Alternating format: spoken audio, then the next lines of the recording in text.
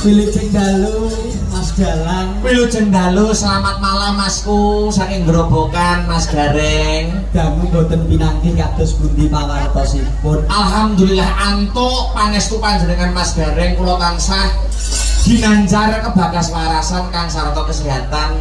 Kosok angsulipun Mas Gareng jajak kados pundi pawartosipun Mas? Wis biasa. Kok biasa lho? Ya biasanya wis ngene iki ya Mas aku. Nggih.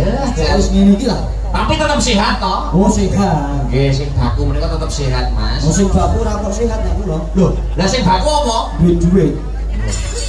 Lho sehat toh ora duwe dhuwit to Mas. Wonge apa-apa ki pertama wong urip ning alam donya ki pertama ki kudu tetep sehat. Sehat lahire, sehat batine kan. Kudu tetep duit-duit. Sehat ora duwe duit ya stres kok. Kok iso ngono? Ora percaya. Ora percaya no, sehat iki penting. Walah, luwih penting duit. Jenengan penting duit kok sehat, Bu? Duit kok sehat? Kono duit kono sehat. Ayo, kono duit kono sehat. Kono timu gitu ya. Heeh. Ya pokoknya sing lanang-lanang bagi aku, sing wedok-wedok ndak nonton wayang to kuwi. Lah kok iso? Gur nonton dalange ya.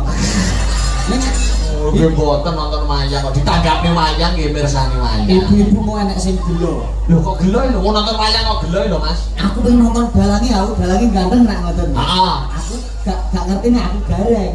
Oh, ngono. Mosok dalange ganteng to, Bu? Iya Mas, dalange ganteng. Nek kalih kula, lah jenengan sinten? Aku gareng. Masya Allah Mas Gareng bareng ora dandan kaya Gus Idam ngono. Piye barenono? Sampeyan durung macak putih. Durung macak ngene iki Mas. Urung laburan putih urung macak gareng. Durung macak gareng. Oh, omong-omongan karo penonton. Ibu-ibu. Masya Allah Mas Gareng bareng ora macak dandan. Lah kok kaya Gus Idam. Apa nek Gus Idam kok terus laburan putih iki lho. Kok iso rumangsaku iki lho. Masa omong ngono kuwi. Ibu-ibu kok. Ya Bu ya. Ya Bu ya. Yo. Kok ya kompak. Ning estu Mas. Miras pantes mangayu bagyo. Wonten adicara sedekah bumi ing Laladan Kedung Dawung. Kedung Dawung. Kembang kecubung kembang melati. Muga-muga piye Kedung Dawung sugih rejeki. Amin. Kembang kecubung kembange menur piye Kedung Dawung panjang umur. Amin. Kembang kecubung kembange nangka piye Kedung Dawung panjang yuswa. Amin. Pun Mun ta? sangune gur telu. Oh, sangune gur telu. Estu matur sembah nuwun dalu menika luar biasa Mas. Penonton wayang Masya Allah tumplek-blek ngantek pol ngarep pol mburi parkiran 1 kilometer pun ditutup ngene iki. Pratondo Lamunto warga Kedung Dawung jadi pusat percontohan penonton terbaik. Tepuk tangan untuk segenap penonton. Tepuk tangan. Luar biasa. Masya Allah tumplek-blek nuwun sewu Mas. Nek kono-kono iki tau nderek wayangan ning kono-kono. Upama penonton kok ora manggon, kok tinimbang ngaduk tinimbang jarak jauh mending Bali kok Mas. Oh, nek ora kumanan nggon, nek ora kumanan. Lah, kuwi nek kono nyatane dalu menika lho. Senadyan ora manggon ngantek ning ngisor son sing kene ngisor wit kae madhep kono kae. Oh nguyuh. Lah nguyuh ae mbok omong. Ngisor gedang madhep kono kancane madhep rene lho. Nguyuh ora apa-apa. Kula meratandani sih katresnanipun kelawan kabudayan iki diutamakan. Miras pantes iki tirakatan lek-lekan mapak sisan sasine sura nyedekai bumine pamrih bisa lestari dodo kalih sekabeng ama kalih sekabeng rubeda kalih saking bencana antuka bagya mulya amin Allahumma amin. Mergo nek ilo-ilone wong biyen iki wis ngancik jaman kuno jaman tuwa Mas. Iki jamane tuwa mula ana tetembungan yen wong Jawa mung kari separo yen Cina Londo kari sejondo. Kuwi aku wis mestekno tenan. Nek di secara harfiah bahasa wong Jawa kok kari separo kuwi jane mustahil. Lho, mustahil Mas ya. Nyatane sindhen-sindhen do meteng, berarti ana mungkin ngarek separo. Mesti bertambah. Ning bareng tak teliti jebule sing separo kuwi dudu menungsane. Lanjut akhlak budi pekertine wis akeh sing suda Mas. Oh, akhlak budi pekerti wong Jawa. Ya wong Jawa nuwun sewu. Nek piyai kedung daung tak akoni, gonku kono-kono Mas, cah cilik-cilik wis ora duwe sopan santun. Masa to Mas? Tenan Mas gonku ngono kuwi. Enek wong piyai cilik do mlaku ngono, enek piyai sepuh do jago ngono. Nuwun sewu nggih, nek kono-kono ra ngono. Gonku ora Mas. Awet nggih. Malah dilangkai. Nek piyai kedung daung tak akoni jempol Mas. Tata kramane subositane yuda negara. Jos, aku mau parkir rada adoh. Adoh-adoh. Aku mlaku rene nyangking koper.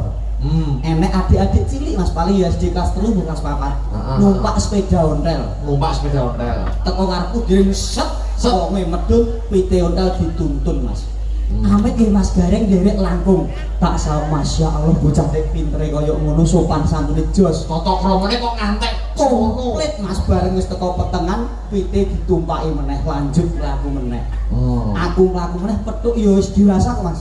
SMA ya iki. Oh, SMA. Numpak motor, sepeda motor. Sepeda motor. Nang teko arep set mandeg wonge medun sepeda motor dituntun. Amit nggih Mas Gareng nderek langkung masyaallah cah nom jos aku ngono. Montore ngalahi dituntun. Dituntun Mas teko petengan ditumpaki meneh. Tak angkoni jos.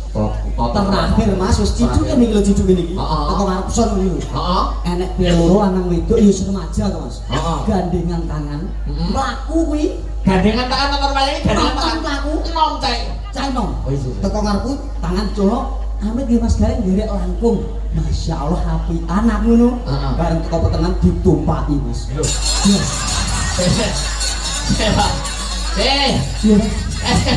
Kok iso mbok padane motor, mbok padane pit iki lho. Piye ta piye? Lho piye to? Mong peda, anak cah cilik numpak peda, lewat karepku pedae dituntun. Teko petengan ditumpaki. Enek wong cah SMA, numpak motor greng-greng lewat karepku, motore medhun ke motor, motore dituntun. Teko petengan ditumpaki. Lah terus Ketiga enek cah loro remaja, lanang wedok. Lanang wedok. Teko ngarepku gandengan diculno, amit Mas derek langkung. Heeh. Teko petengan ditumpaki. Sik to, mosok arep nonton wayang iki ndak tumpak-tumpakan lanang wedok lho. Astagfirullahaladzim. Padha ngapur lho. Kene iki nggon agamis, masyarakatnya religius. Mosok arep nonton wayang kok tumpak-tumpakan lanang wedok lho. Ngono kuwi meratandane sampean ngono kuwi ning kene ora niat nyambut gawe ning niat wong. Kuwi jenenge kelincipen. Nek burung ngerti takok aja ndisiki kersa. Lah katane tumpak-tumpakan. Ya Allah, Gusti sing tumpak-tumpakan sapa? Lha emang lanang wedok gandengan tangan bareng teko petengan ditumpaki. Mobil iki parkir ning petengan, Mas. Munggah mobil ditumpaki. Angen-angenmu elik kok. Sing ditumpaki Joko kok kaya ngono, astagfirullahaladzim. Ngono kok ngaku nirung tau pacaran. Aku lho wis roh videone. Video apa? Mayang to wong dalang kok video apa jenengan. Kok sing ditumpaki iki bake mobil. Mobile parkir.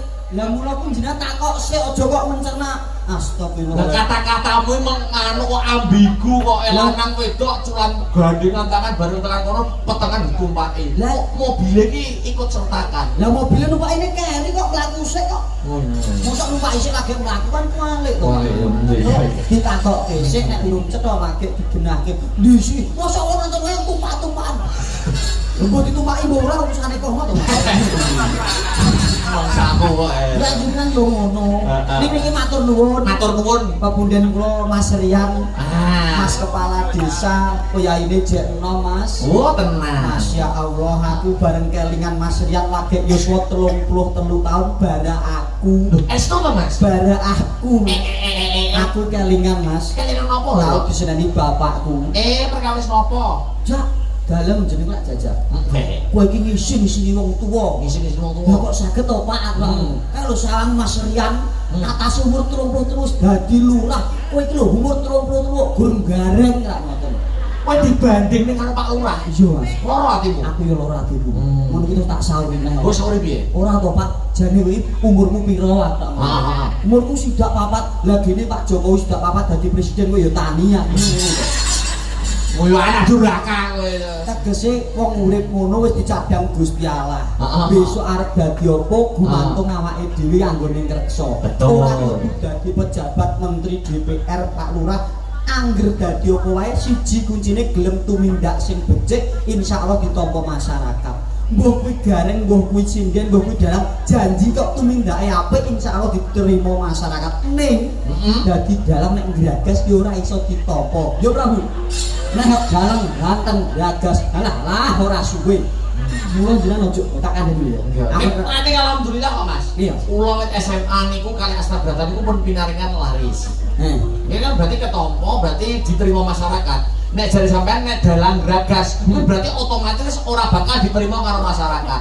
Nek aku nak keterima terus yo awet wit SMA nganti saiki. Berarti kan aku ora gagas wonge. Ora kok orang gagas. Lah piye? Urung konangan. Kok iso ora konangan iki lho. Primpet. Boten ya Mas. Ora iki mung tembunge gegojekan. Wis bakune muga-muga dalu menika pepanggihan sing barokah antaripun kula lan warga masyarakat ing laladan Kedung Dawung. Tak dongakno kabeh panjang umur, seger warasan, rezekine melimpah. Amin Allahumma. Amin. Genti ndongake kula laris. Nek iki mbok dongakno yo karepmu ora karepmu. Ya jangan ngono to wong sepanggung lho. Sepanggung mung dhewe acarane kok. Lho, siji ditanggap kabeh lho. Urung karuan. Lho. Lah sampeyan iso tekan rene mergo aku lho. Sampeyan iso tekan panggung iki lho mergo aku. Ora mungkin. Lho. Lah iya no perantarane nek aku. Aku coba ora dulu. Ora mergo aku to? Ora. Oh iya. Nek takon Mas. Dari sekian banyaknya kepala desa sing ngejo kula. Heeh. Namung Pak Rian sing tak ajumi jempol paling cerdas Pak Rian. Kok iso cerdas sih piye Mas? Atase kula budi telepon Mas. Ditelepon Sekitar 1 bulan yang lalu Pak Rian telepon kula. Kring lagi jagungan 5 menit Mas, 5 menit urung suwe. Berjagungan 5 menit. Aku iso ngrasake gagapi Masya Allah lurah kok cerdas ya ora jamak. Kok cerdas sih piye maksudmu? Lah tasih tak regani 6.000 kecekel 750 lho. Nek aku cerdas kok ya. Ngawur kaya ternak kaya nemen-men ora mungkin kok. Kok ngenyang perkara ngenyang mbok umumne ning panggung lho, saru ngono. Berarti yang cerdas. Ya ora cerdas kowe iso. Aja gawe pirane Pak Lurah. Mboten Pak Lurah sembodo kok Mas. Sing kudu tumaruna. Mula ora mukal, ora usah golek liya-liyane. Mbok sing enek dilanjutkan. Setuju mboten? Setuju. Semoga Pak Lurah lanjut. Amin Allahumma. Amin. Janji lho Pak, mulai lanjut tenan aku tanggap. Ya mesti aku ketutno to, aku barang ngono lho. Yo, ini yo. Kok iso kelas dodol nek aku lho, modelmu lho. Lah kowe ben taun muda. Nek sampean ora ya? Yo tergantung. Oh, tergantung. Soale Mas iki gegojekane. Gojekan. Nek seni aja ditung nganggo dhuwit, nek ditung nganggo dhuwit ora temu. Seni iki duwe prinsip nek dijaluk diwehke ning nek dituku larang. Lah iki lho. Bener mula ning kene ora aja niat-niat golek apa-apa, aja bahas perkara dhuwit, sing penting awake dhewe nyambung tali paseduluran ngraketke tali silaturahmi Mas. Karo Pak Kepala Desa sumrambahe para warga masyarakat ing Kedung Dawung. Amin, amin ya rabbal alamin. Masyarakate oke sing rampung, bakule Mas, wah luar biasa malam ini. Bakul iso jian tenan wong aku mobil nganti angin saking oke bakul. Saking oke bakul. Iki mau bakul dolaris kabeh Mas. Lho ngono ya? Lho lah tak wae resep kok. Bakul teko langsung tak kandhani. Sik lho sampeyan iki jare dagelan kok bakul kok ngerti resepe laris. Astagfirullahaladzim. Wong urip ning donya kuwi harus multi talenta, tegese serba bisa. Kejaba seni ya iso tani, ya iso nukang, ya iso dagang, ya duwe resep kehidupan. Bakul-bakul tak bisiki siji kabeh Mas. Nyatane urung nganti jam 12 wis do kukut rampung mergo klarisen. Heeh, wis do kukut iki. Kandhani kuwi laris kabeh ya Mas. Langsung tak kei donga kok Mas. Resepe piye resepe? Tak wae resep. Pak Bu, iki sing do mirsne lho iki, sing do dagangan iki. Sing bakul-bakul. Dijumukno dicatet, syukur-syukur direkam. Heeh. Dibingani sik nek wong Islam yo nganggo bismillahirrahmanirrahim. La haula wala quwata illa billah. Semar dasar petruk celuk-celuk gareng ereng-ereng bagong domblong kulaan 10 dol 5.000 laris. Langsung rampung Mas bakul langsung do. Wih, laris. Balen ana pisan kas pisan